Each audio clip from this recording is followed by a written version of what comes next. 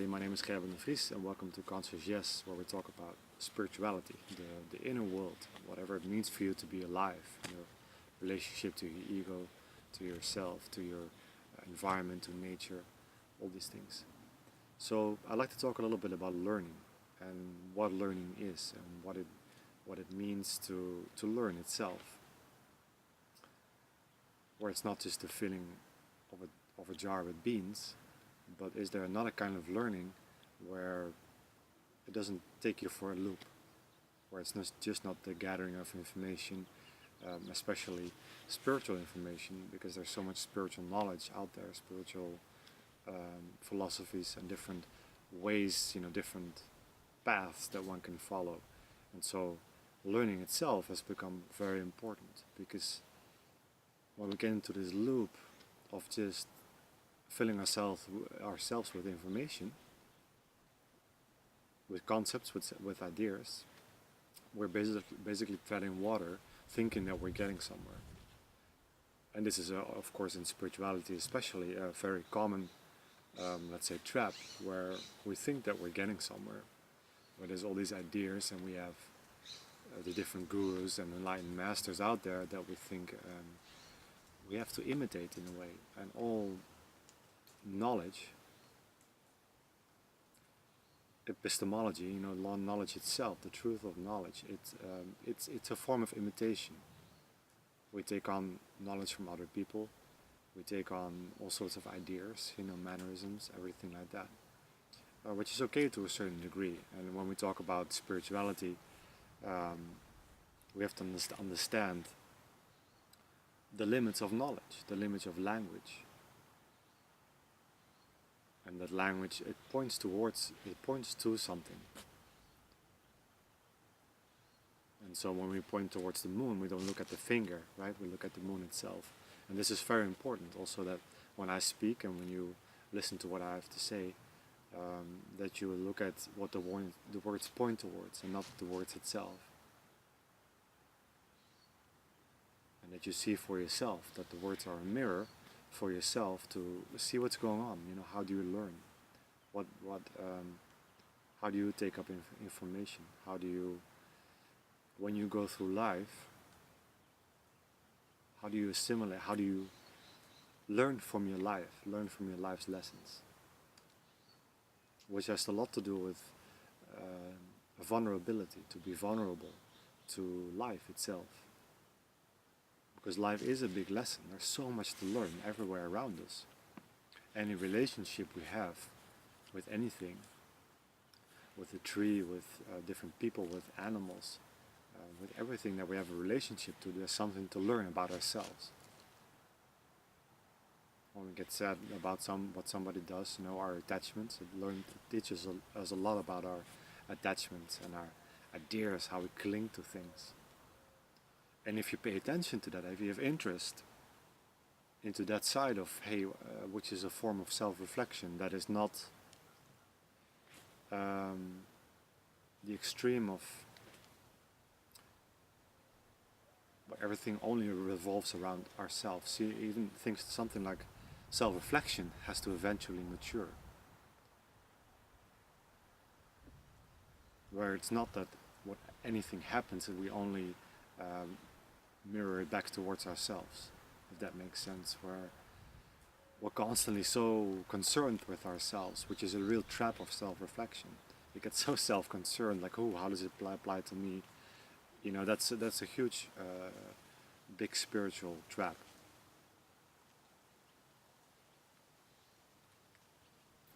Where people that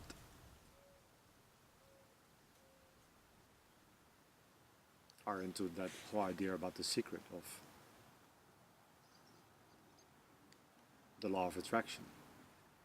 It becomes so self-involved and how to improve my little life, all these things around myself. How can I improve this and that? And I want to draw this to myself and these success and money and people and love and to a certain degree, that's very important. You want your life to be what you want it to be.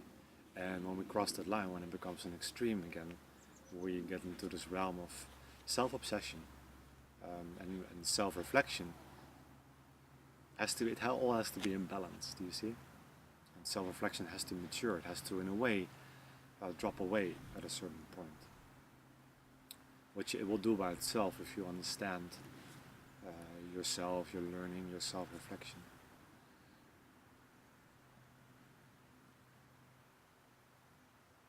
So it's really great to watch babies learn. I have a little baby, 6 months old, and how they learn. They learn by empiricism, by their senses.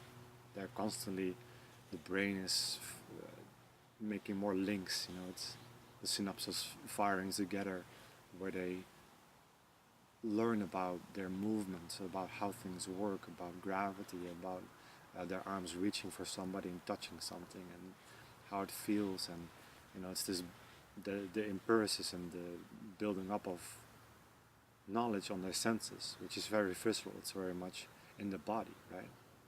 We all know that, how the body can learn things, which is, I think, probably the most important faculty of learning. The most important way to learn is to have the senses pay attention and have them, which is really, you have to be in the body. You have to be in touch with your own body for that to happen.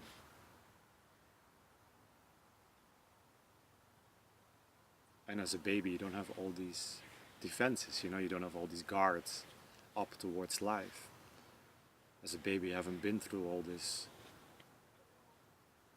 putting up shields and being hurt psychologically. Where we learn about our psychological hurts, and then we block certain circumstances because it might hurt us, right, in the future. Which is a very sad thing when it happens. And we all go through that. It's just, in this current time and space where we are, it's how a lot of people, it has a lot to do with how the brain, how thought crosses the barrier from the physical to the psychological realm.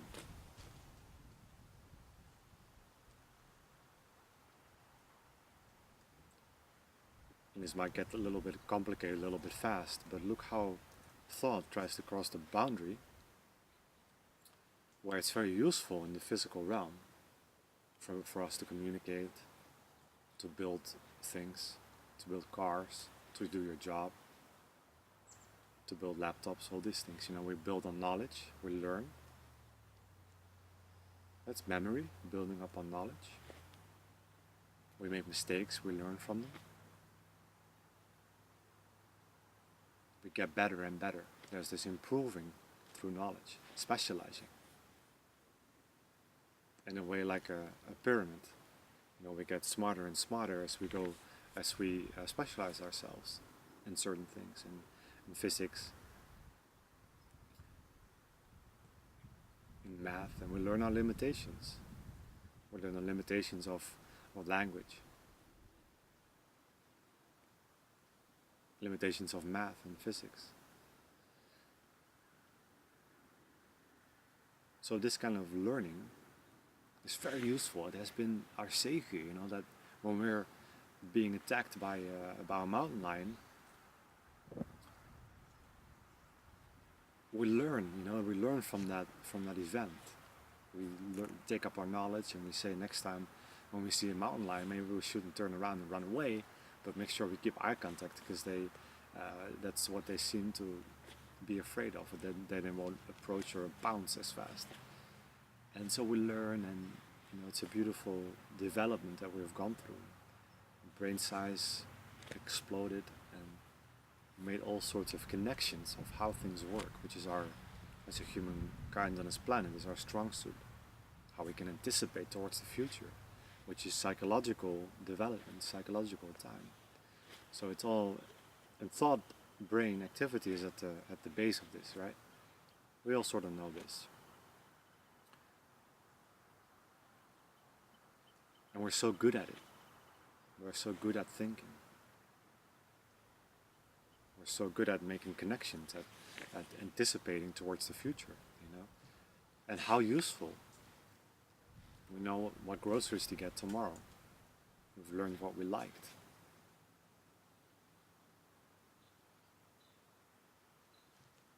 And therefore at school, it's all we do, right?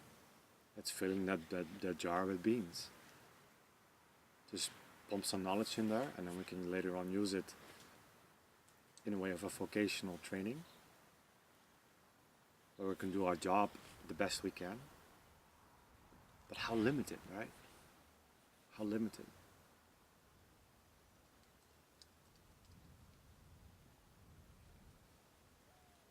We don't learn anything about life at school.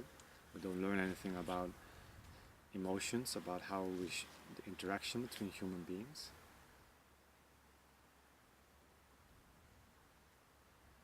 So that kind of learning in the physical realm on how to do things, how to operate languages, their way of communication, it's crucial, but it's only one side of the equation. It's only one side of the coin. And again, as a baby, we grow up and we learn, we make connections. As we go older, we go to the other side of that. We go from empiricism to rationalism.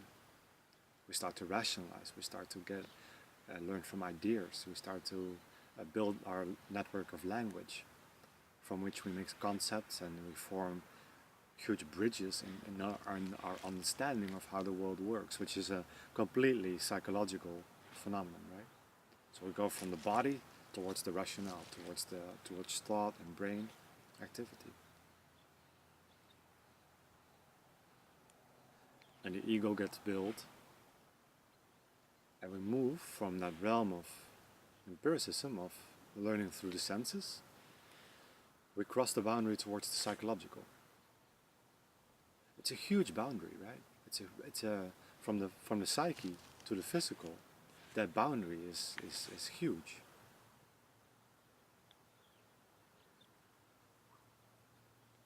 And it's a very important boundary or line that we cross. To understand that line is very, very important. I often talk about balance of things, of the balance of the opposites, of the yin and the yang, and the light and day, and in the outer world you have light and day, you have man and woman, life and death, all these opposites that we know in nature. The trees, they die and they regenerate, they grow at the same time, and it's this beautiful balance. Like at 8 o'clock it's not really dark, it's not really light, there's this blending in and out of the yin and the yang. And they're both needed.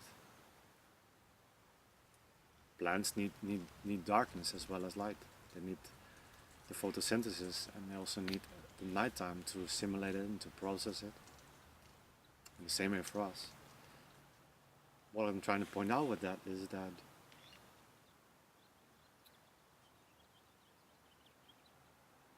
the opposites, we go through extremes in ourselves. As soon as we enter the inner world, as a baby grows from the empiricism to the rationale, from learning from senses to completely rationalize, to completely, relying on thought in the inner world. In ourselves, we learn to go to extremes. We judge things to either be good or bad. We go into extremes about truth or false.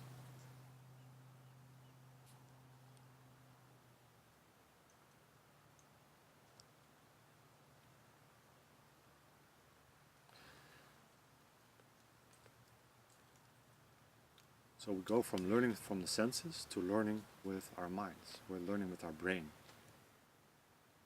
And that, right now, is what is on the forefront, right? It's considered the most important way of learning. It's to assimilate information, to learn how to do math. We all know what we go through at school.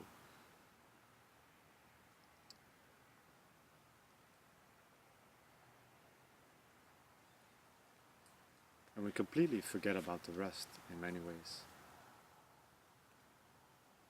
And it becomes so thought-driven, and this is our real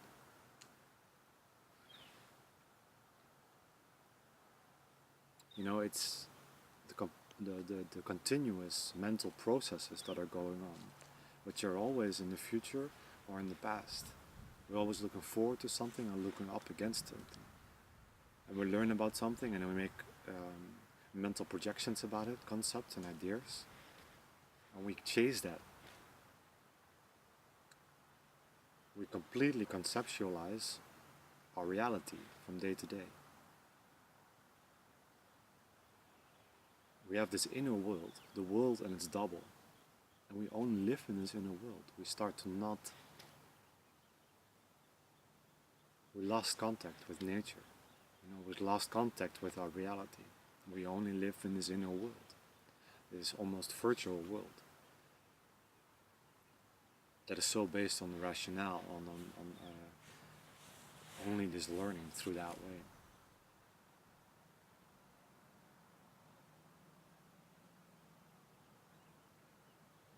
And for me, growing up, I remember never really losing the empiricism, losing the learning with my heart, learning with my body. And I think we can include other senses in that. It's not only the five senses. There's different feelings from which we can. It's more, I don't want to say an attitude, but the picture that comes in my head is being one big ear. There's always a listening to whatever is going on. Even in my worst states, do you know what I mean? When I'm angry or incredibly sad or whatever, where it's very uncomfortable to go through it, there was always a willingness to really experience what that was and to have an open ear to it. To be interested, to be curious about, hey, okay, I'm feeling really shitty, I don't really want to feel this way, but I am curious. There is this sense of wanting to find out. Like, hey, what is this? Which comes from this understanding about death, right? There's understanding that life is very short, that we can be taken off this planet any second. This urgency in a way that is not an urgency that is not alarming.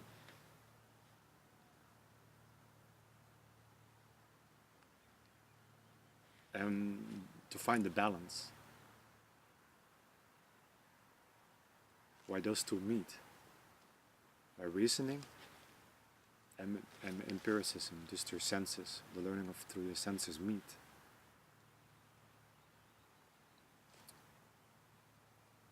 In that way, when somebody talks, you can actually listen to somebody. Actually listen to somebody, what somebody has to say, what somebody points towards. You can almost immediately make out if something is true or false, if what somebody's saying, where it comes from, why somebody's saying it, or because there's a connection. There's that visceral bodily connection of understanding. And with that, you don't just understand yourself, you understand everybody, because everybody is you. And we all are sad. There is sorrow in the world. It's not just your sorrow. There's fear and anxiety in the world, and pain and joy in the world. And that's what you learn about. That's what life is, right? It's these major emotions, and from there we build all these castles in the skies, and we do all sorts of things. We go out to claim other people's countries. We want to make a whole bunch of money because we got teased when we were young, and it doesn't feel good. And so there's a constant escapism. And escapism, in a way, is an unwillingness to learn, because you don't want to face the facts. See, I say shitty, I feel sorrow, and I don't want to face that fact, because if I go into that sorrow, it's very uncertain. You feel like you're dying. And the rationale, the ego, that's the last thing it wants, is to feel that way, like it's not here.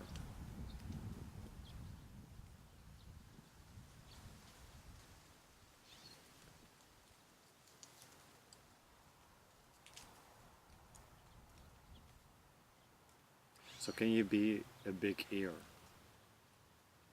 Just listen, just notice to yourself, listen to your body, which is a little bit abstract. Listen to your feelings, your emotions, your other people. When they talk, don't listen just to the words, but listen to what's in between the words. Listen where it's coming from. It's such a fun thing to do. It's really in the moment as well. It helps you to ground in the moment. Just don't immediately go to your own narrative, to your own thoughts about what somebody has to say. And it's very loving, to really listen to somebody. Even when they're incredibly boring, right? It's definitely a discipline. So, can you be that? Which is really what it comes down to. You become learning. And with that, you can forget about yourself.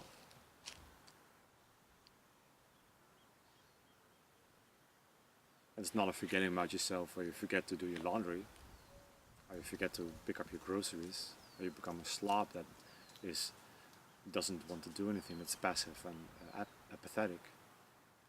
On the contrary,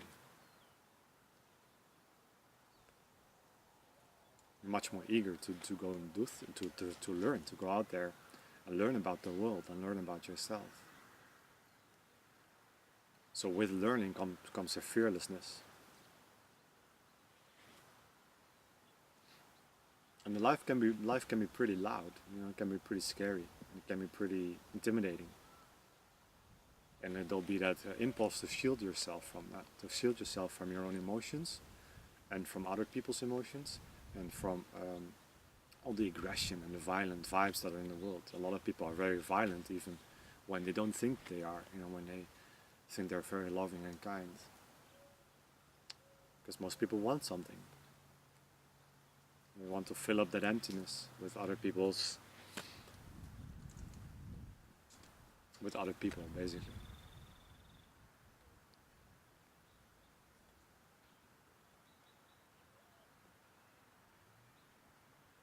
So you want to have your boundaries, you want to have your healthy, knowing what you are, and when you say, okay, that's enough, towards people, where you're clear about your boundaries, where you're clear about when you let somebody in your heart and when you don't. You don't have to just all of a sudden take everything, there's clear boundaries. But life is happening. And life is factually, this is why I say a conscious yes to whatever arises, because life, the fact of life is happening constantly in yourself and around you, which is on one level the same thing. And the world around you, you're this field of consciousness.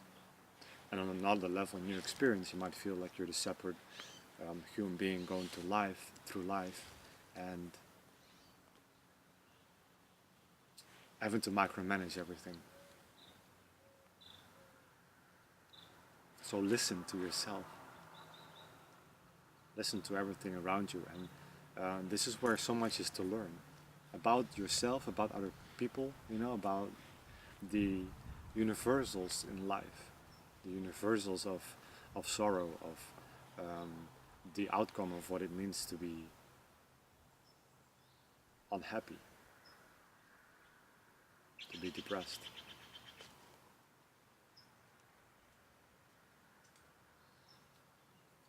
And it is letting go of a lot of ideas about how you think you should feel, because we're being sold we should be happy all the time, right? And in spirituality, that's a huge trap as well, because what's being peddled is happiness. If you go to this person, you'll be happy, and it's not life. It sounds very wonderful, but there's perhaps for that 1% of the 1% of the enlightened bubbas out there that live in that state, which is an extreme or one side, where it's complete consciousness. It's like a spectrum. On one side, you got complete thought and egoism completely logics and factual, and it's very rigid, very robotic, which is thought in itself. Very small, very tiny. And on the other extreme of the spectrum, you have complete consciousness, being one with everything. It's very yin, very feminine.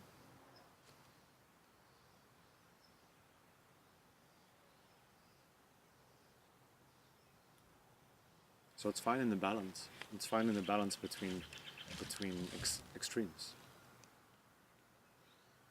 Which you don't have to really go out and look for, but learn. You just have to learn about life, and you'll come to these things. You come to these balances. You just have to be open and pay attention, and not look with the past.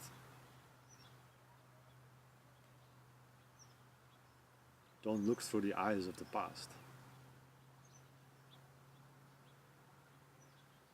Which is not something you can really do, but there's letting go. See the fact of how we look through the past, how we drive the car with only looking through the rear view mirror. We think we can know the future, we think we can have any influence on the future by looking only through the past. We think we can learn. We think we can learn through the past.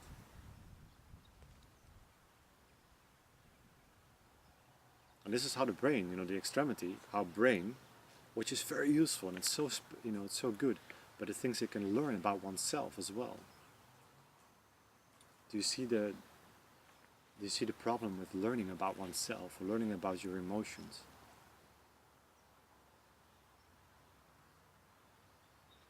Gathering information about my fear, the way that thought works, the way that how thought functions. Gathering information about my own fear is going to make fear worse.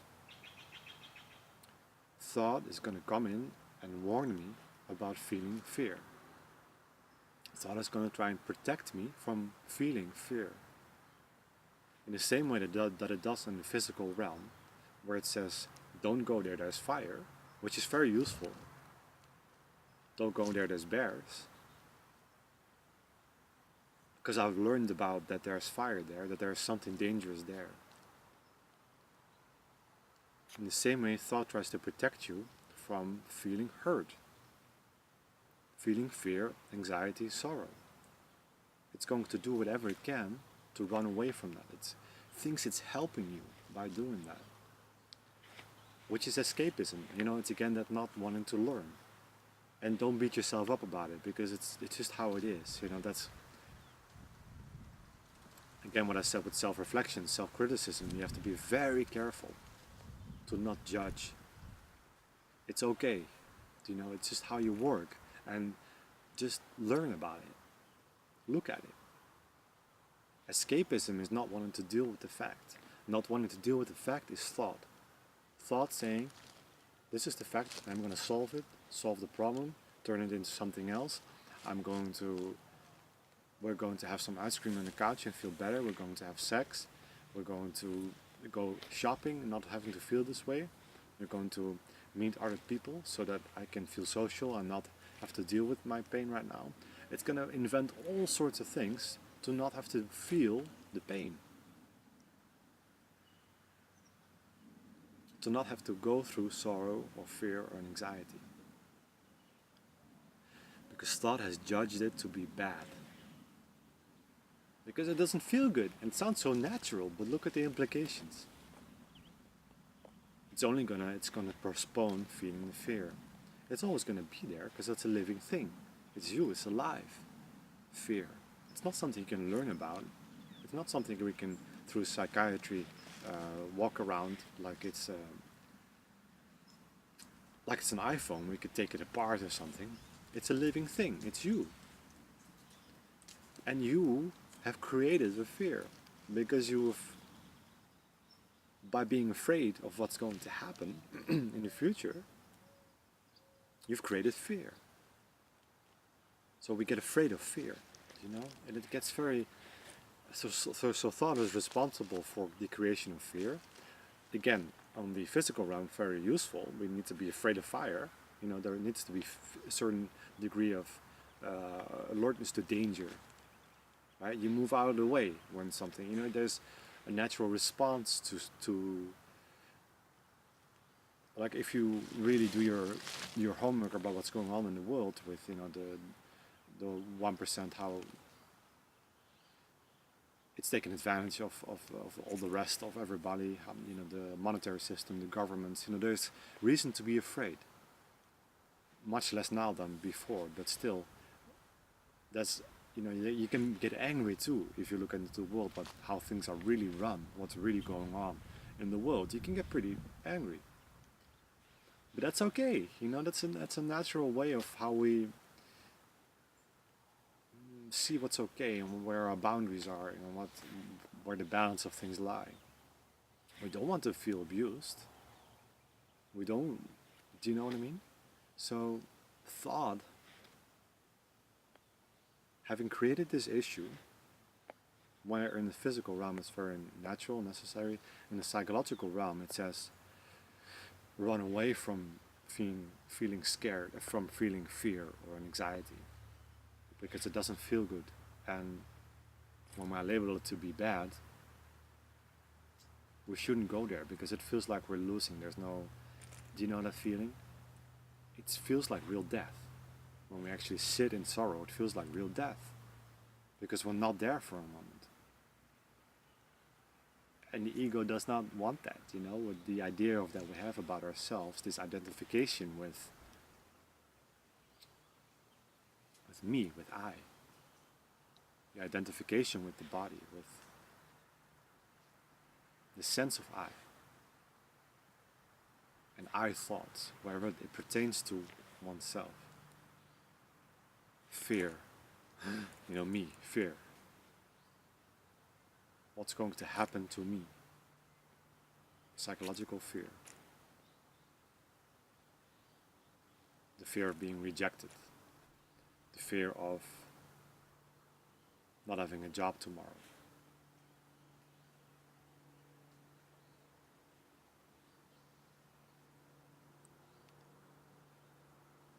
The anxiety of social interactions. The anxiety that we feel in our body. It doesn't feel very good. And so we don't really want to learn about it. We say, thought, deal with it. Take it away. And thought is our friend.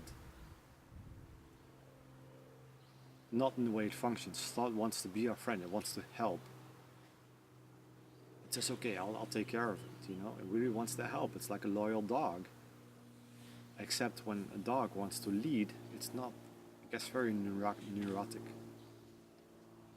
Like a shepherd, when you don't have it on a leash, it doesn't understand the place. It goes very neurotic. It wants to go all over the place, and it gets very exhausted by the end of the day. It doesn't like to lead a human being. And thought is the same way. So if we only learn through mental images, through thought, we get very neurotic. We get very much locked up in this idea box that we have. And the implications are not understanding ourselves, gullibility, belief, wanting to believe things, authority, accepting authority. And we need to accept authority on one level. The physical realm, we need the authority of a dentist, all that jazz, right? We understand that. But the inner authority, somebody else telling you about your inner world, that you should obey certain ideas, religion. Look for yourself, right? And that's the real learning, the balance between empiricism and rationality, which is spirituality. It's that inner world, that those two can't really touch.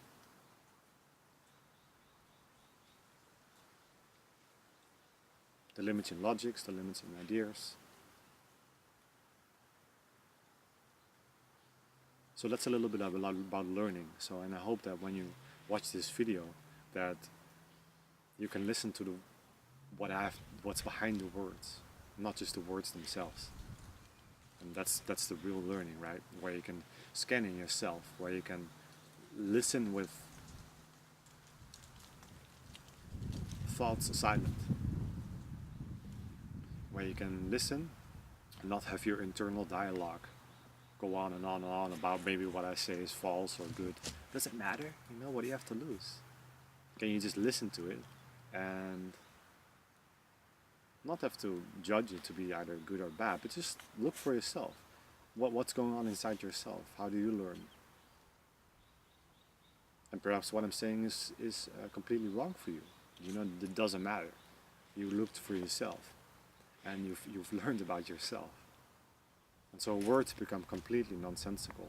Language, you know, points to something. It's an incredibly useful tool, but it's not reality.